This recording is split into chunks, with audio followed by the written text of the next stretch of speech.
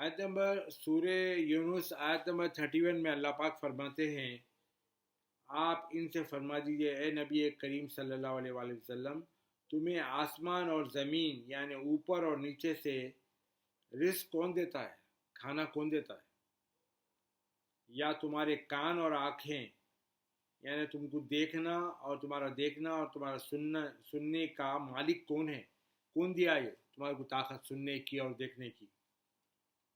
اور زندہ کو مردہ یعنی جاندار کو بے جان چیزوں سے کون نکالتا ہے؟ اور مر گئی سے چیز کو زندہ کون کرتا ہے؟ اور نظام ہے یہ پورے کائنات کا سسٹم کون چلاتا ہے؟ اس کی پلاننگ کون کرتا ہے؟ سو وہ کہہ اٹھیں گے، وہ کیا بولیں گے کہ اللہ کون کرتا ہے، پوچھیں گے تو وہ بولیں گے اللہ۔ تو آپ فرما دیجئے پھر کیا تم اس سے ڈرتے نہیں؟ رسول اللہ سے بول رہے اللہ پاک تم ان سے پوچھو، جب اللہ کرتا ہے تو تم اس سے اللہ تعالیٰ سے کیوں نہیں ڈرتے؟ آیت نمبر 32 میں اللہ پاک فرماتے ہیں بس یہی عظمت والا وہ قدرت والا اللہ ہی تو ہے تمہارا سچا رب، بس اس حق کے بعد سوائے گمراہی کے اور کیا ہو سکتا ہے؟ اللہ تعالیٰ کو چھوڑ دیا تو گمراہی کے سوا اور کیا ہو سکتا ہے؟ تو تم کہاں پھرے جا رہے ہو، کہاں جا رہے ہو؟ آیت نمبر 33 میں اللہ پاک فرماتے ہیں اسی طرح آپ کے رب کا حکم نافرمانوں پر ثابت ہو کر رہا کہ وہ ایمان نہیں لائیں گے۔ یعنی اس طرح سے جو اللہ تعالیٰ ابھی بیان کرے گا کہ لوگوں کا جو ہے نا سوال تھا یہ کہ تمہارا کان کا سننا، آنکھوں کا دیکھنا یہ کون کرتا ہے، زندے کو مردے سے کون نکالتا ہے، یہ سب اسی طرح سے اللہ تعالیٰ یہ پروف ہو جا رہا، اور یہ لوگ جو کر رہے ہیں اس سے اللہ تعالیٰ کی بارگاہ میں یہ پروف ہو رہا کہ یہ لوگ نافرمان ہیں، جو اللہ کو نہیں مانتے تو ہیں مگر شرک کرتے ہیں، اور جو نہیں مانتے ہیں وہ بھی جو ہے نا بدماشیاں کرتے ہیں۔ ثابت فرمانوں پر ثابت ہو کر رہا وہ ایمان نہیں لائیں گے۔ آیت نمبر 34 میں اللہ پاک فرماتے ہیں آپ ان سے معلوم کریے کہ کیا تمہارے بنائے ہوئے شریکوں میں سے کوئی ایسا ہے جو تخلیق کی ابتدا کرے پھر زندگی کے معدوم ہو جانے کے بعد اسے دوبارہ لوٹائے؟ یعنی اللہ تعالیٰ پوچھ رہے ہیں کہ کیا تم جو بتاں بناتے، تم جو کریٹ کرتے اس میں سے کوئی ایسا ہے کہ زندگی شروع کرے، کوئی کسی کی زندگی پیدا کر کے کسی کو شروع کرے اور پھر مر جانے کے بعد پھر اسے دوبارہ زندہ کرے، دوبارہ لوٹائے؟ کوئی ایسا ہے تمہارے پاس؟ آپ فرما دیجئے نبی کریم صلی اللہ علیہ وآلہ وسلم اللہ ہی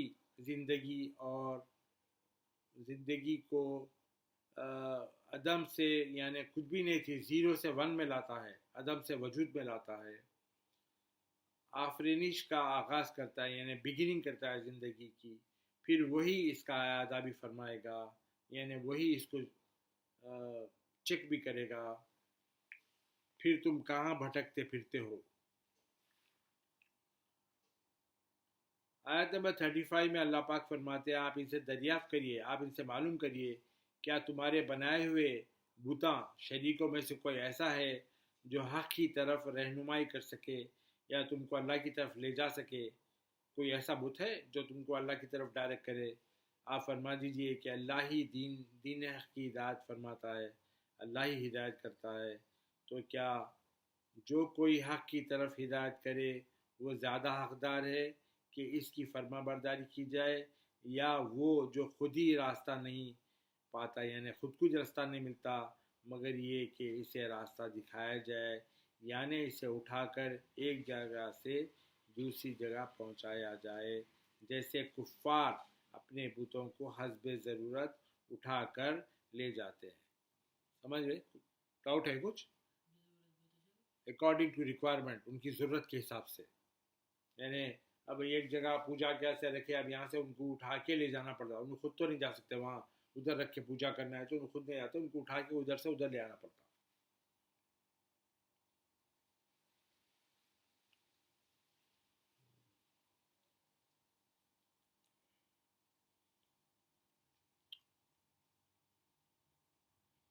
جیسے کفار اپنے بتوں کو حسب ضرورت اٹھا کر لے جاتے ہیں، سو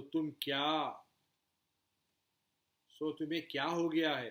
تم کیسے فیصلے کرتے ہو؟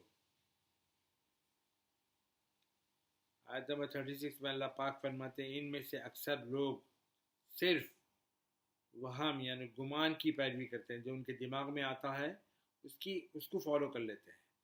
بے شک گمان حق سے معمولی سا بھی بے نیاز نہیں کر سکتا، یعنی بے شک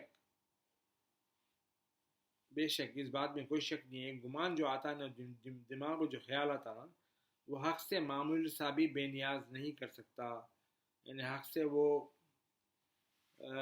تھوڑا بھی بے نیاز، یعنی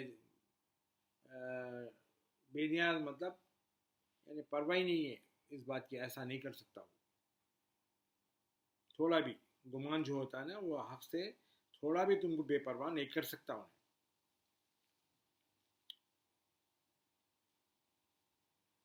یقیناً اللہ خوب جانتا ہے جو کچھ وہ کرتے ہیں۔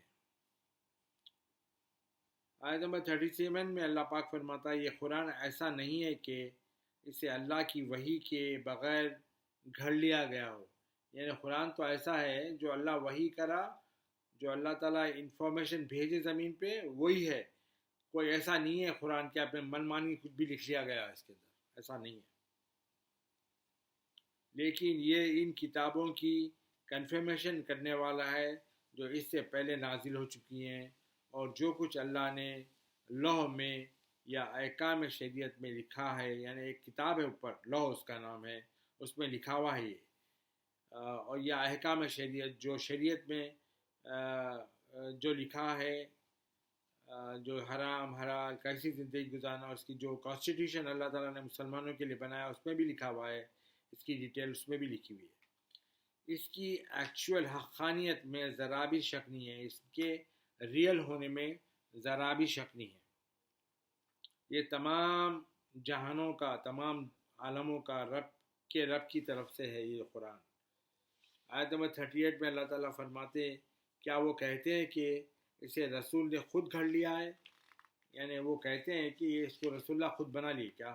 آپ فرما دیجئے پھر تم اس کی مثل کوئی ایک صورت بھی لے آؤ، یعنی اللہ تعالیٰ رسول اللہ کو بولیں جاؤ پھر اگر میں گھڑ لیا نا تو اس کی ایک جیسی ایک صورت تو بھی لے کے آؤ، تم لے کے آ کے میرے کو دکھاؤ، اس کے ایکول کوئی ہے تو تمہارے پاس اپنی مدد کے لیے، یعنی اللہ کے سوا جنہیں تم بلا سکتے ہو بلا لو اگر تم سچے ہو۔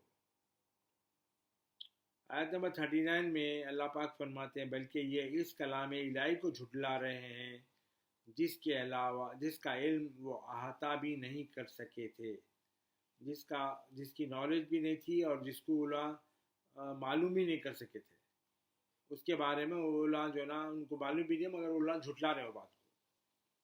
اور ابھی اس کی حقیقت بھی ان کے سامنے کھل کر نہیں آئی، یہ قرآن کی حقیقت بھی اس زمانے میں لوگوں پہ کھلی نہیں تھی ابھی، جو ان سے پہلے ہو کر گزرے ہیں۔ سو آپ دیکھیں کہ ظالموں کا انجام کیسا ہوا، پہلے کے زمانے کے امتوں کا انجام کیسا ہوا۔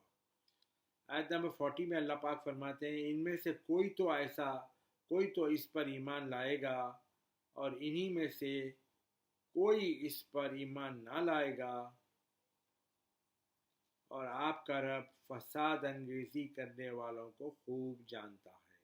اللہ پاک فرما رہے ہیں یہ قرآن جو ہے نا اس پہ کوئی تو ایمان لائے گا، اور اس میں سے ایسا ہوگا کہ کوئی ایمان نہیں لائے گا، اور اللہ تعالیٰ یہ جھگڑے کرنے والے، فساد جو کرنے والوں کو اچھی طرح جانتا ہے۔